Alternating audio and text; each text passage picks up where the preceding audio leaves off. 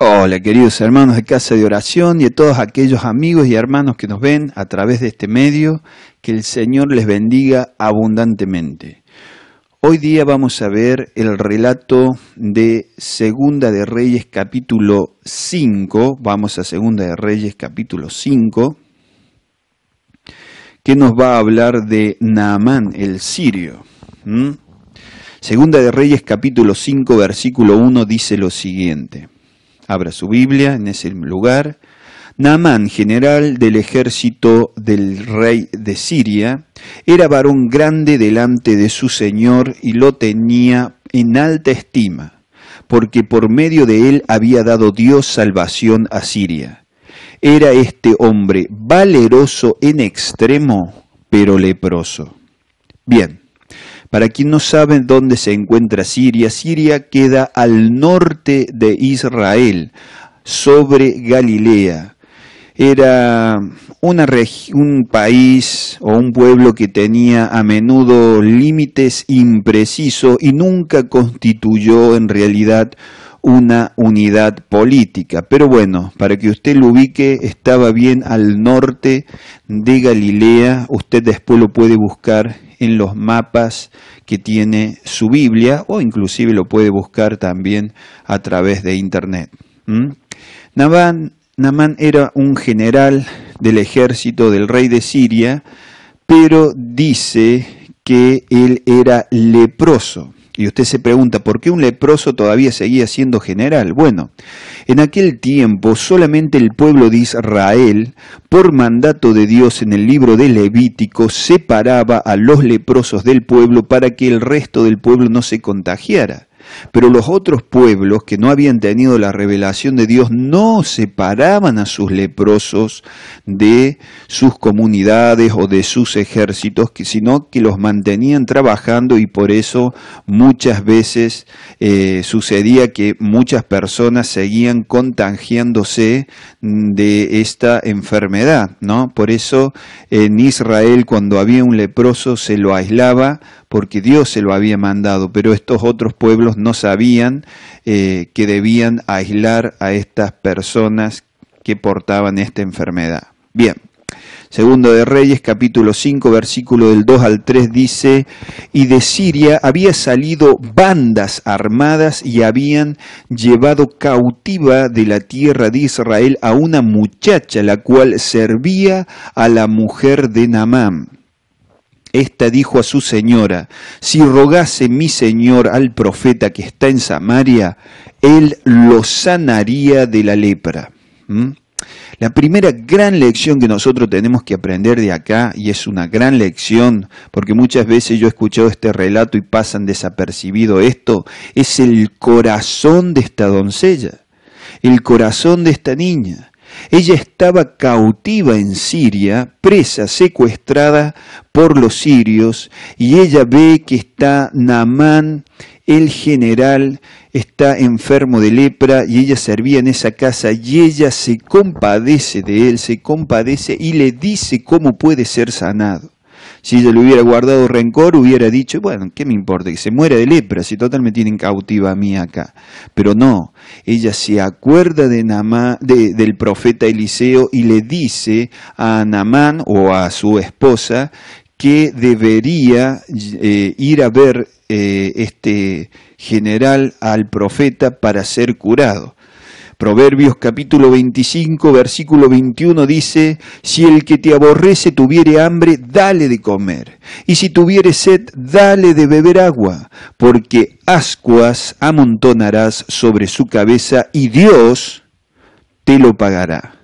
En otra versión más dinámica, la Dios habla hoy, dice: si tu enemigo tiene hambre, dale de comer, y si tiene sed, dale de beber, así harás que le arda la cara de vergüenza, y el Señor te lo pagará. La intención de estos pasajes no es vengarse haciéndole pasar vergüenza a nuestros enemigos, no, sino amarlos sinceramente, como también el Señor Jesús nos ha mandado, amar a nuestros enemigos, bendecir a quienes nos maldicen. Lo segundo que nosotros podemos ver que es que a pesar que Siria invadía a Israel con bandas armadas y secuestraban gente y hacían este tipo de cosas, la muchacha estaba totalmente segura que si el general sirio iba a Israel y también iba a hablar con el profeta lo iba a atender y lo iba a ayudar, le iba a sanar. Mire, esto es muy importante porque líderes o pastores o ancianos piadosos tienen como resultado discípulos para el Señor piadosos y misericordiosos.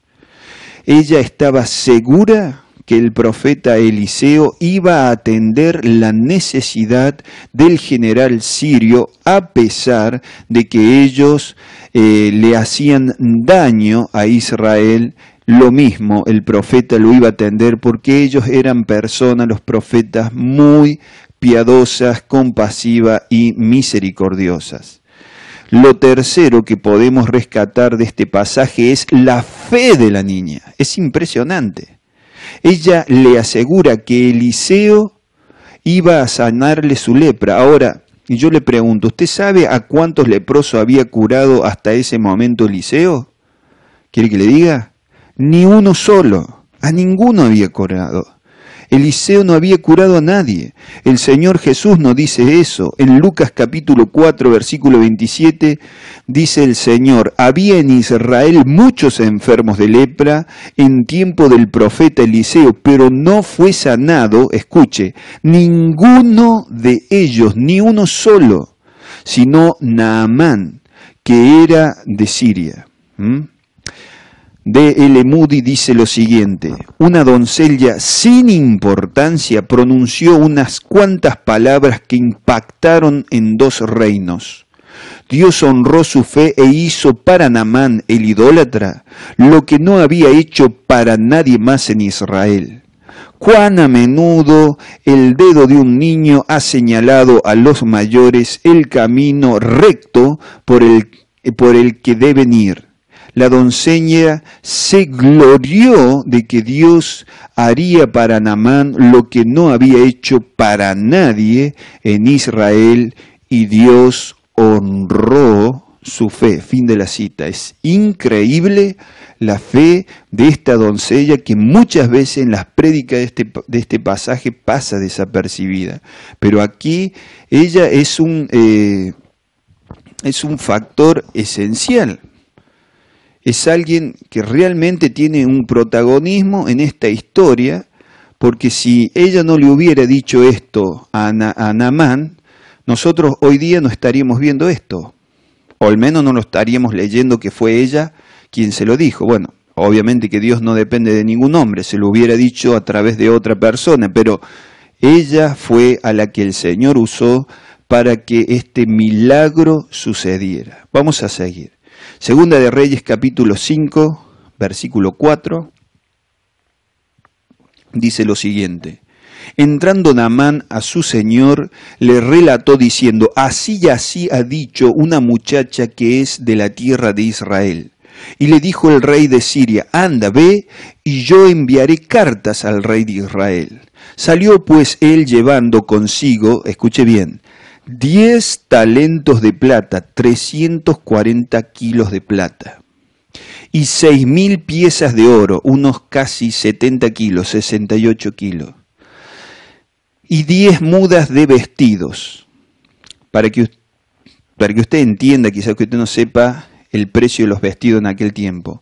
Un israelita promedio en los tiempos de Jesús usaba a lo sumo en toda su vida 2 o 3 mudas de ropa.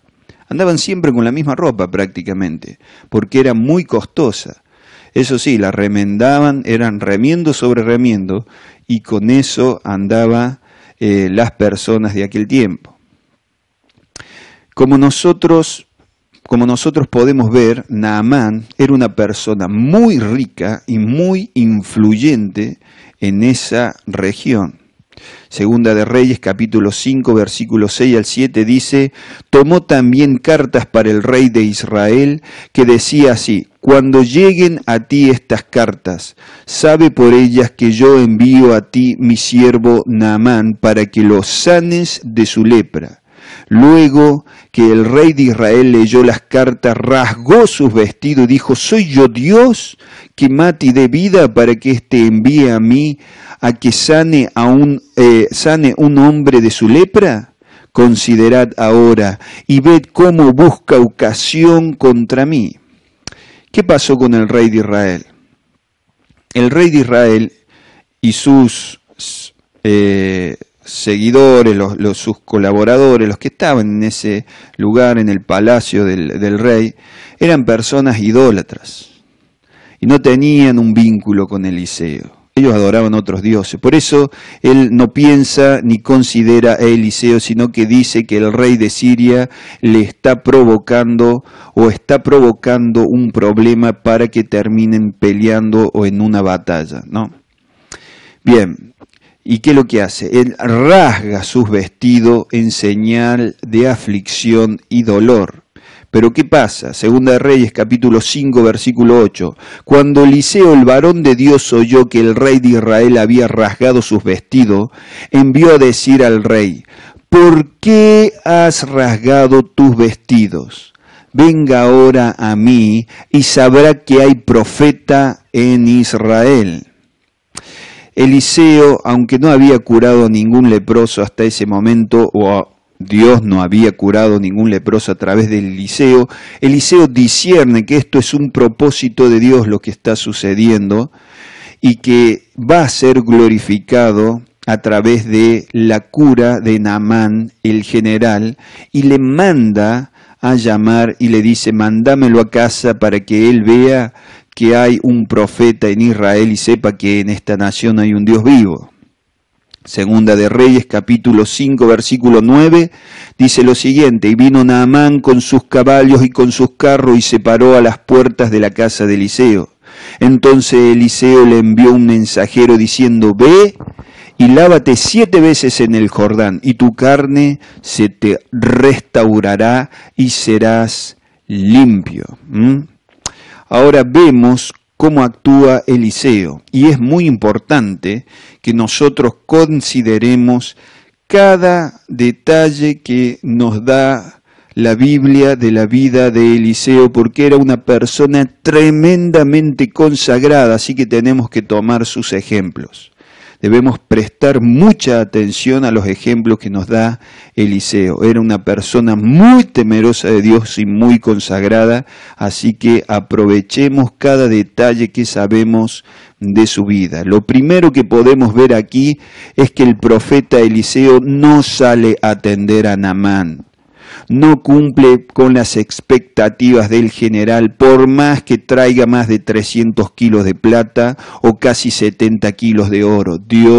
Eliseo entiende que él debe actuar como está actuando y no le da importancia a las riquezas que trae Naamán. Y esto es muy importante, hermano, porque la codicia es una tentación que nosotros debemos combatir, todos nosotros debemos combatir y que nos afecta a todos. A algunos los tienta más el dinero, otros lo tienta más otras cosas, pero debemos combatir la codicia.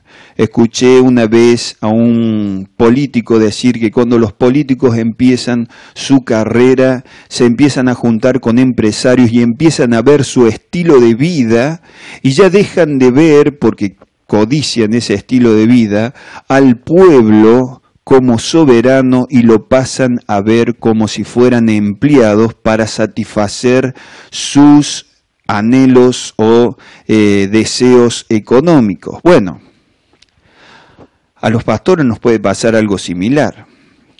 Por codicia de bienes económicos podemos dejar de ver a la iglesia como familia de Dios y pasarlos a ver como activos o acciones para ganar o cumplir estos deseos económicos. Tenemos que tener mucho cuidado. Tampoco le interesó al profeta Eliseo las cartas que traía del rey de Siria, ni que había sido enviado por el rey de Israel. No le interesó su influencia política, no le importó la influencia de Naamán. Ahora bien, yo con esto no quiero decir que a las personas que son ricas o que tienen influencia política uno la tiene que tratar despectivamente. Esto no está enseñando la palabra de Dios. Pero sí lo que nos está enseñando es que Eliseo tenía bien claro a qué Señor él iba a honrar. Bien, Segunda de Reyes, capítulo 5, versículo del 11 al 12, dice lo siguiente. Y Naamán se fue, escuche, enojado diciendo, he aquí yo decía para mí, saldrá él luego y estando en pie invocará el nombre de su Dios y alzará su mano y tocará el lugar y sanará la lepra. Habana y Farfar, río de Damasco, ¿no son mejores que todas las aguas de Israel? Si me lavare en ellos, ¿no seré también limpio? Y se volvió y se fue enojado. ¿Qué pasaba con Naamán? Naamán estaba acostumbrado a la pompa, al espectáculo, a la admiración quizás desmedida hacia su persona, y Eliseo actúa de esta forma y lo ofende.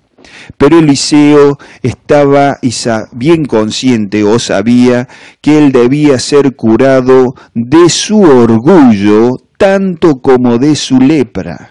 Por lo tanto, le manda a que se zambulla 7 veces en el río Jordán.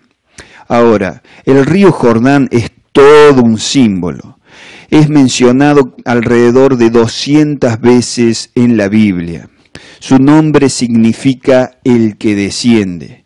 El pueblo de Israel lo veía a ese río no como un río sagrado como hacen otros pueblos o hacían en aquel tiempo, sino más bien lo veían como una barrera para cruzar por algún motivo al otro lado del río o ir a las tierras que están al otro lado del río.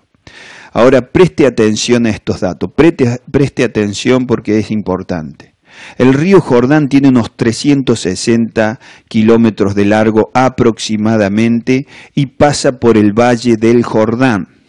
El Valle del Jordán tiene unos 105 kilómetros de largo desde el mar de Galilea hasta el sur, que es el Mar Muerto. Ahora escuche, el Valle del Jordán se caracteriza por ser la región de menos alturas de la tierra. Estamos hablando de tierra seca. La tierra, el valle más profundo, más hondo, o la región más baja sobre la tierra, o más honda, es el Valle del Jordán. Aproximadamente 400 metros bajo el nivel del mar. Esa es la profundidad o el nivel del Valle del Jordán.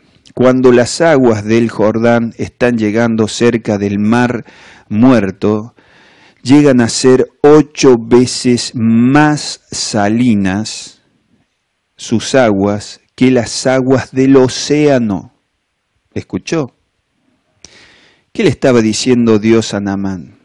Y yo creo que le decía Dios a Naamán, ¿querés curarte, Naamán? Y vas a tener que descender. Te vas a tener que humillar. Vas a tener que ir y zambullerte en este río Jordán, este río que a vos te desagrada tanto, que es peor de los ríos de tu nación, que los ríos de tu nación. Y una cosa más, en el proceso te voy a salar, pero no te preocupes, porque te va a hacer bien. Esto es lo que yo creo que el Señor le estaba hablando al corazón de Naamán. Santiago capítulo 4 versículo 10 dice, humillaos delante del Señor y Él os exaltará. Primero de Pedro capítulo 5 versículo 6 dice, humillaos pues bajo la poderosa mano de Dios para que Él os exalte cuando fuere tiempo. Aproximadamente 900 años después de que Naamán se estuviera zambullendo en ese río Jordán, llega el Señor Jesucristo y se bautiza en ese mismo río para prepararse para su ministerio. Ahí es cuando comienza su ministerio y es el mismo que lleva todas las enfermedades del mundo, las maldiciones y el pecado sobre él. Mira, hermano, si él pudo descender, nosotros seguramente podemos descender y humillarnos delante de él, para que él nos exalte como él considere necesario. Si él pudo descender hasta el Jordán, nosotros también podemos hacerlo. Segunda de Reyes, capítulo 5, versículo 13 dice: mas sus criados se le acercaron y le hablaron diciendo: Padre mío, si el profeta te mandara alguna gran cosa, ¿no la harías? ¿Cuánto más diciéndote: lávate y serás limpio? Bien, muchas veces la sencillez de las cosas que Dios nos demanda nos trae duda acerca de su eficacia. Pero Dios es así, Dios es sencillo. Y Él le ordena esto a Naamán, y para Naamán realmente era una barrera esto. Él veía esto humillante. Quizás que cuando él iba de regreso a su casa, porque había decidido volverse a Siria, quizás dijo él: ¿quién me manda a mí hacerle caso a una criatura en mi tierra y me vengo hasta acá para que este profeta me mande a sumergirme 7 veces en ese río fangoso que a mí no me agrada? Pero lo tuvo que hacer. Si él quería ser curado, por lo tanto, tuvo que hacer lo que la palabra de Dios a través del profeta le mandaba. Vea Segunda de Reyes, capítulo 5, versículo 13, dice: él entonces descendió y se zambulló 7 veces en el Jordán conforme a la palabra del varón de Dios, y su carne se volvió como la carne de un niño y quedó limpio. Nosotros sabemos decir: muerto el perro, muerta la rabia. Bueno, acá nosotros podemos decir: muerto el orgullo, muerta la lepra. Ahora bien, para los que son nuevos quizás se estén preguntando: ¿todos los pecados traen enfermedades? Y la respuesta: no, ni todos los pecados traen enfermedades, ni todas las enfermedades son a causa de un pecado. Eso lo podemos ver claramente en el libro de Juan. Juan capítulo 9 dice lo siguiente. Juan 9 del 1 al 3 dice: al pasar Jesús vio a un hombre ciego de nacimiento y le preguntaron sus discípulos diciendo: Rabí, ¿quién pecó, este o sus padres, para que haya nacido ciego? Respondió Jesús: no es que pecó este ni sus padres, sino para que las obras de Dios se manifiesten en él. La enfermedad de esta persona ciega no era porque había pecado ella o sus padres, sino que el Señor se iba a glorificar a través de esta persona, como lo hace hoy en día a través de muchos de sus hijos que están enfermos o que enferman de diferentes maneras. Él se puede glorificar. Quizás también usted se esté preguntando: ¿hay sanidad de parte de Dios actualmente? Y la respuesta es sí, por supuesto. Dios nunca ha dejado de sanar a su pueblo. Puede que el pueblo haya dejado de pedirle sanidad, pero Dios nunca lo ha dejado de hacer.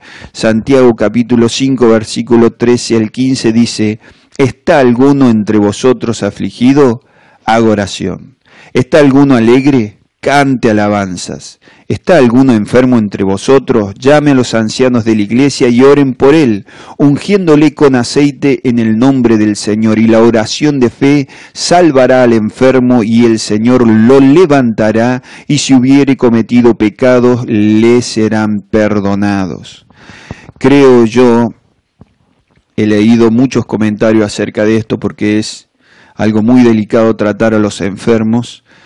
Y he leído varios comentarios acerca de esto y opiniones, y esta es mi conclusión. Creo yo que esta es la forma que se debe proceder con un enfermo, o que la iglesia debe proceder con un enfermo. Primero, acudir al anciano.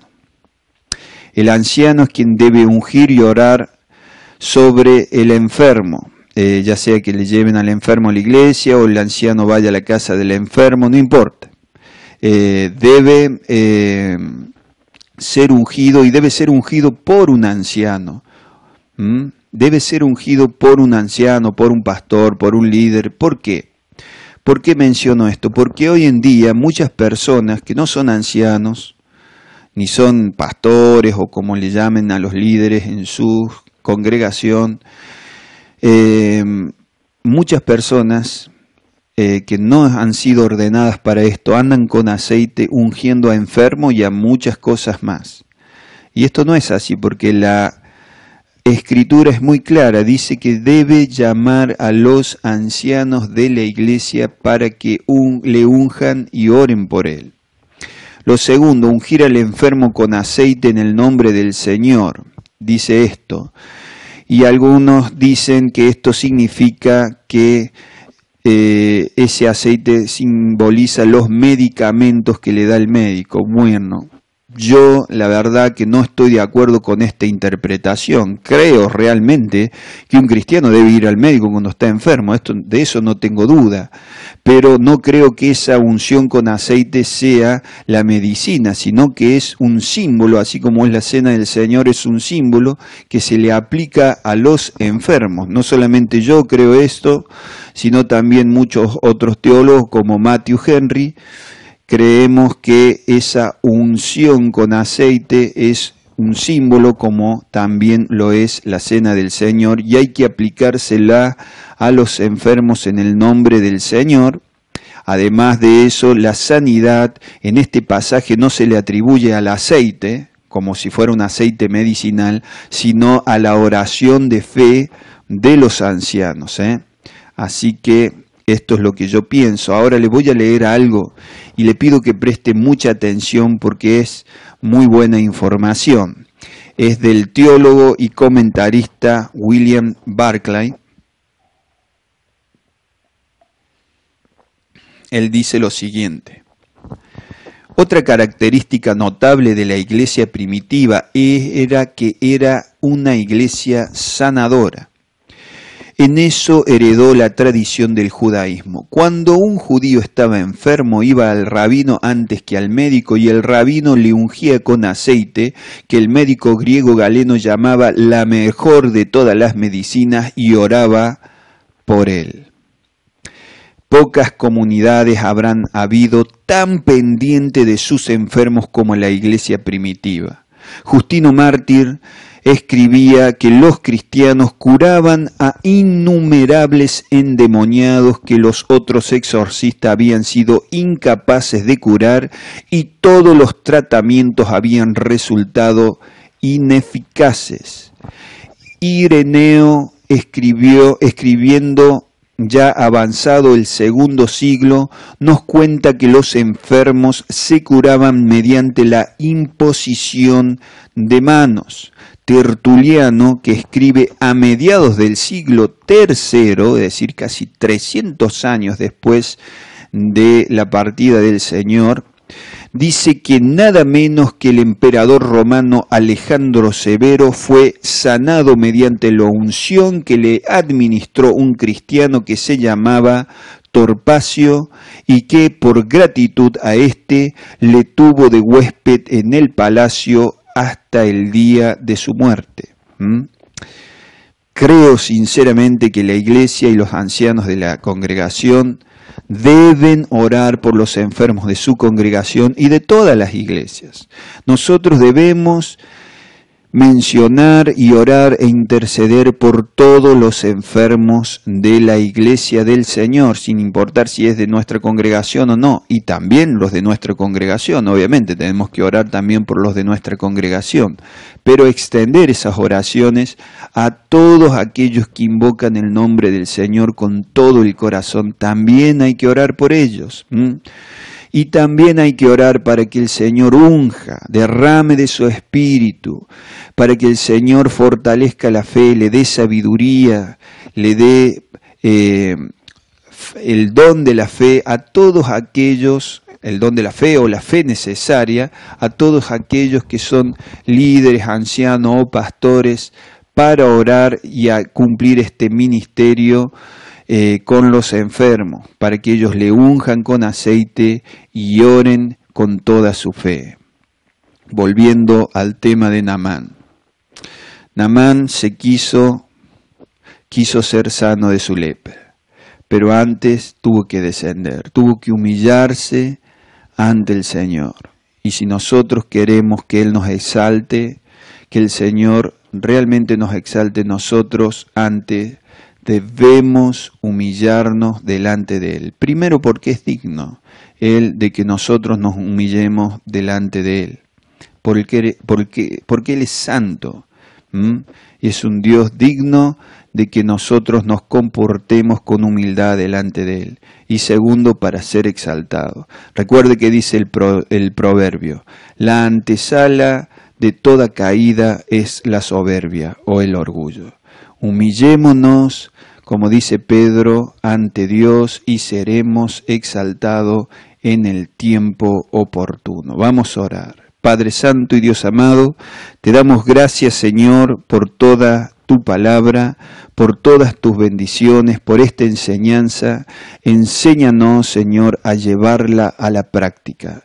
Te lo pedimos en el nombre de Jesucristo de Nazaret, que nosotros podamos dimensionar, asimilar y digerir bien esta palabra escrita en estos pasajes, Señor. Que imitemos la fe, Señor, de estas personas que salen en este relato, de la niña, Señor, de Naamán y también de Eliseo, para que su nombre, Señor, sea glorificado en el nombre de Jesucristo. Amén.